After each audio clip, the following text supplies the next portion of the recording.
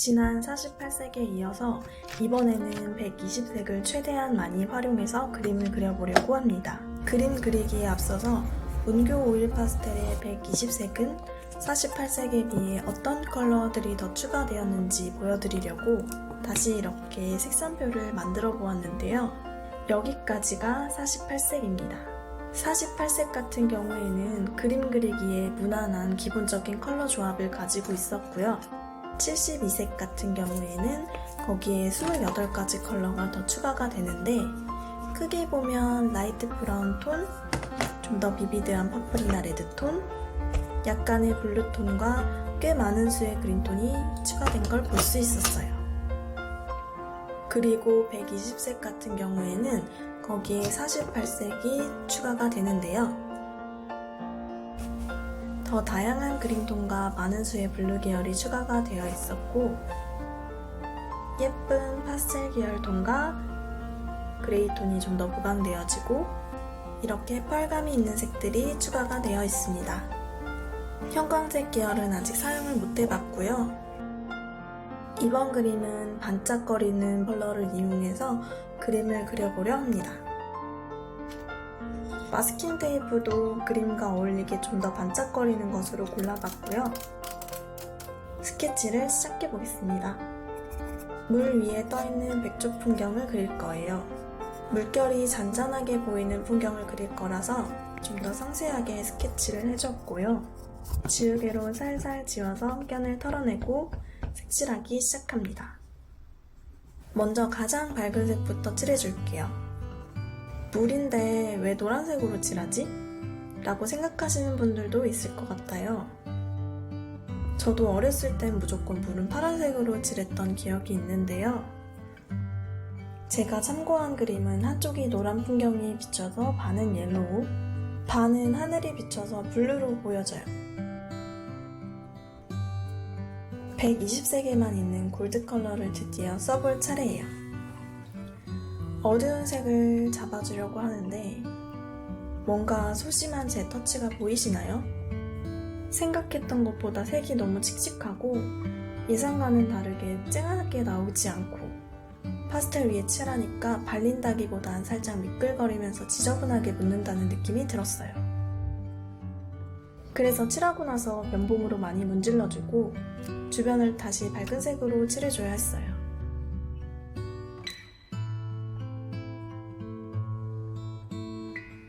앞부분으로 올수록 좀 더 과감한 어두운 색으로 물결을 그려주면서 묘사를 해주고, 면봉으로 블렌딩하면서 점점 물결을 만들어 보겠습니다. 점점 지저분해 보여서 여기서부터 뭔가 잘못된 거 아닌가 했어요.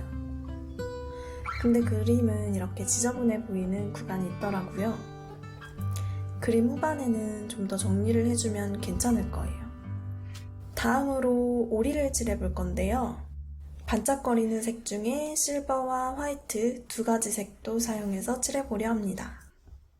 밝은 부분에 화이트를 칠해주고 연한 그레이로 명암을 잡아주고, 오리털 왼쪽 부분은 살짝 블루가 비쳐서 소량의 블루 컬러를 콕콕 찍어 섞어주었어요. 그 외에는 펄 화이트를 베이스로 칠해주었습니다. 더 어두운 곳은 실버로 잡아주었고요. 근데 파스텔마다 칠해지는 느낌이 다 다른데 화면으로 보이시나요? 실버 컬러는 뭔가 분필 같은 퍽퍽한 질감이고, 방금 전에 사용했던 펄 화이트 같은 경우에는 기본 화이트보다는 부드럽고 발색이 더 잘 되는 느낌이에요.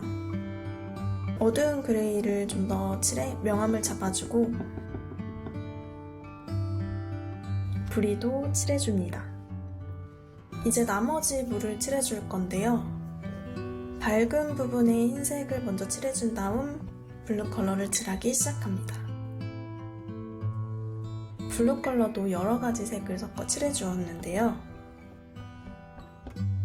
파스텔은 색을 섞지 않고 본연의 색을 쓸 때 가장 맑은 색감이 나오지만, 좀 더 깊이 있고 다양한 색을 표현하기 위해서는 색을 섞어주면서 사용하는 것도 좋은데요. 비슷한 계열의 색을 섞으면서 미묘한 색 차이를 느껴보는 게 색을 이해하는 데 많은 도움이 돼요. 비슷해 보이는 블루 계열의 색도 어떤 것은 초록빛이 돌기도 하고 어떤 것은 우유빛이 돌기도 하고 다 조금씩은 다르거든요. 그렇게 다양한 색을 사용하고 섞어보기도 하면서 색을 관찰하고 그 차이를 알아가 보는 것이 그림을 그리는데 많은 도움이 됩니다. 그림자까지 칠해주면서 물 표현과 자연스럽게 이어주고 좀 더 세밀한 표현을 위해 딱딱한 찰피를 이용해 블렌딩 해주어요. 그림 그리는 걸 영상으로 편집하다 보면 정리하고 묘사하는 부분을 자꾸 더 짧게 편집하게 되더라고요.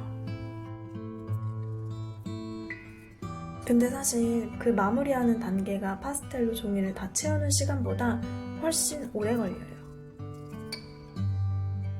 디테일을 올려주는 것이 손은 많이 가는데 화면으로 느껴지는 변화가 작아서 보는 사람한테는 좀 지루하게 느껴지고 그림 그리는 당사자도 가끔 지루함을 느낍니다.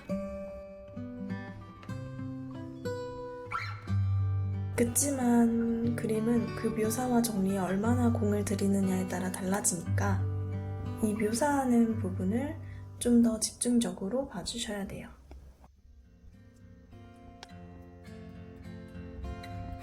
흰 백조지만 좀 더 색감을 자연스럽게 더해주면서 묘사를 해주겠습니다.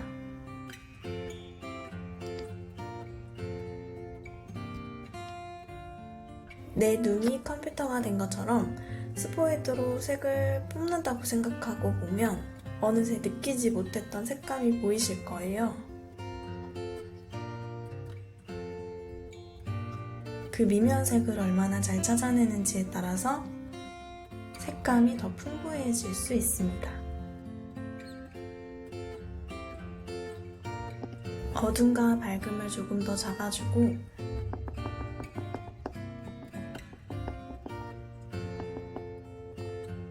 스크레이퍼를 사용해서 백조 깃털을 표현해 보겠습니다. 동물 털을 표현할 땐 두꺼운 오일 파스텔로만 그리는 건 한계가 있어서 이렇게 긁어내는 방법을 사용하면 더 디테일하게 표현할 수 있어요.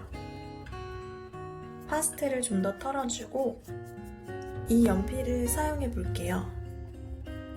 제 첫 영상에서 제가 사용하는 오일 파스텔 재료들을 소개했었는데 그 영상에서 미처 소개되지 못한 재료가 이 연필입니다. 독일 브랜드 스테들러에서 나온 마스 루모그라프 연필인데요. 저는 8B를 사용하고 있고요. 아주 진한 검정색이에요. 목탄처럼 번짐이 있어서 오일 파스텔과 어느 정도 색이 섞이는 장점이 있어요. 많은 분들이 오일 파스텔 위에 사용하실 때 대체적으로 검정색 색연필을 많이 사용하시더라고요. 근데 저는 색연필도 나쁘진 않았는데 색연필은 파스텔이 파이면서 칠해지고 광택감이 있어서인지 파스텔과 가끔 이질적인 느낌이 들기도 하더라고요.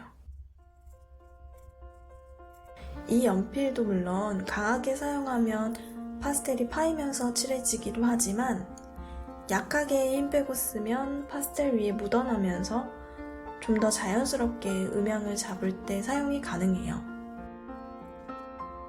질감도 색연필보다 부드럽고 광택감이 적어서 개인적으로 오일 파스텔에 잘 어울린다는 생각이 드는 연필입니다.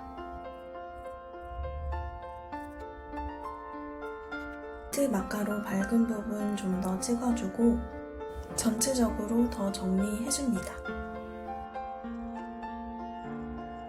문교 오일 파스텔 48색이나 72색에는 없는 좀 펄감이 있는 컬러들과 파스텔 계열 톤들을 최대한 많이 사용해서 이 그림을 완성을 해봤고요. 마스킹 테이프를 떼어내고 외곽을 잘라주었고요. 10일 정도 뒤에 오일 파스텔 전용 픽사티브도 뿌려주었습니다. 픽사티브를 뿌린 것도 있기는 하지만 확실히 펄감이 있는 파스텔을 사용을 했더니 좀 더 그림이 반짝거리네요. 저는 다음번에는 또 다른 다양한 색깔을 이용해서 그림을 그리는 오일 파스텔 그림으로 찾아오겠습니다.